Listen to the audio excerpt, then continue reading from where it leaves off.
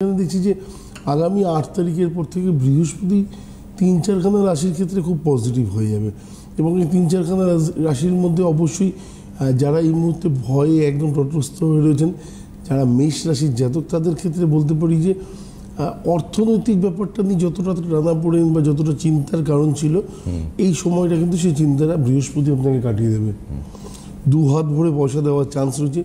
বৃষ রাশির ক্ষেত্রে কিন্তু সেম জিনিস তুলার ক্ষেত্রেও পাবেন, মকরের ক্ষেত্রেও পাবেন।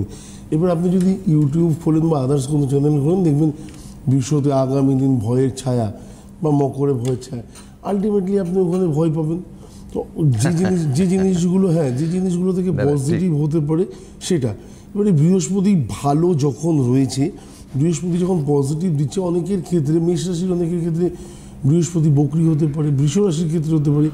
তাহলে কি তারা এক্সপেক্টেড রেজাল্টটা পাবে? না, তারা সেক্ষেত্রে আমি বলতে পারি 50% রেজাল্ট পাবে, বাকি 50% অধুরা বা অসম্পূর্ণ থাকবে।